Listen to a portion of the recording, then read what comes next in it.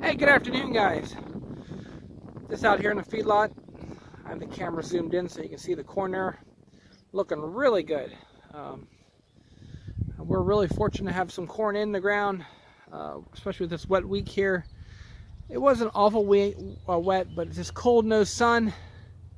We had a couple nice days here, but hopefully after tonight and tomorrow we'll be back into a warmer trend. Zoom out there again. So yeah, to have corn in the ground, that's really a positive note around here. Now, I want to do an update on the check that I received here.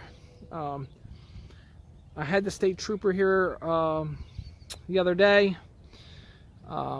First thing I did was take it to the bank, which I knew it was fake, but I showed it to them and see how they wanted to handle it. They took photocopies of it, and we both agreed to take it to the state police, and I didn't have time to do that, so the state police actually came out to the farm, which I'll throw that in here.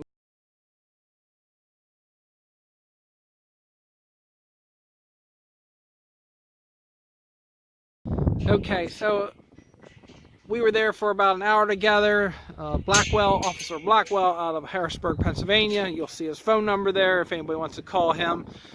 And especially this guy that is coming out of New Jersey.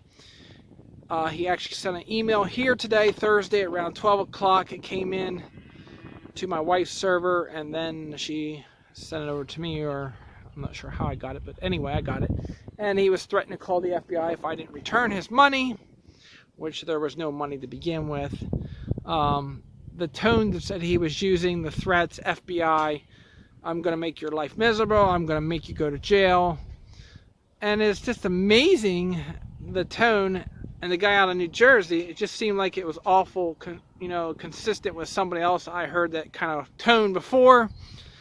But with the state police working on it, and being mail fraud, when you send something in the mail, it becomes a lot of different charges. That's out of my hands. I'm a farmer. I just thought it was funny.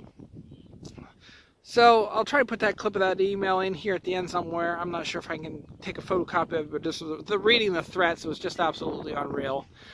All I did was send the officer, Trooper Black's phone number again to him through the email, and I haven't heard anything again. So the guy's ticked off. He was trying to take an item off the farm and not pay for it. So, I mean, I dealt with a couple guys like this before on different pieces of machinery and stuff, so not a big issue, because now I'm getting better and better at catching this stuff. And my biggest thing was to help anybody that's just starting up.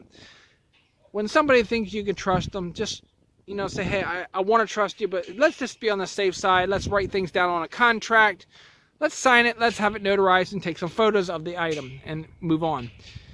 And that's the only way to work in this world. I have an attorney that works for me pretty much all the time on small items like this and doing things, and it's cheap compared to going through courts and stuff like that on these deals. But anyway, all I want to say is get it in writing. Let everybody be on the same page. No hard feelings by letting them take some time out and writing it down on a contract. Go get it notarized and then move forward on the deals. So at this point, everything's done. No loss for me other than some time, and then we'll just keep moving forward. So the funny thing is, on the John Deere 4250, you have to go back and watch the video on the bank fraud checks, or whatever the title was. I'll try to put links in later on. This guy out of Nebraska calls me. I want to buy that tractor. I want to buy it right away. Like, the tractor's not for sale. And here he thought, because I made the video on the John Deere 4250, that it was for sale, and that's not for sale. So that was kind of funny. I mean, I get a phone call out of I think it was Nebraska, and wanting to pick that tractor up right away and pay for it, and he got really excited about a cheap tractor, I guess. I don't know, but it's amazing how things get, because I said clearly in the video the tractor was not the item. So try to listen to what I'm saying, and it goes a long way. Alright guys, so that's the end of that excitement. I just wanted to end that a little bit of excitement in my life about my first bad check and through the mail like that. You know, I've got checks all over the world. Well, I shouldn't say that. Japan was the biggest one. And then I had to wait for the money to clear to get in the U.S. funds.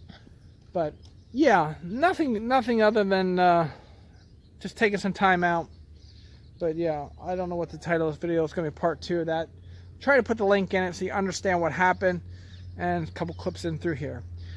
At this point today, the check is destroyed. The copies are made at the bank, and this person's name, numbers, all of this stuff he's using. I think it's even like a burner phone that he's using in one way, because they could not get it to go back through other than through my phone, and that's how the officer Blackwell was communicating with this guy.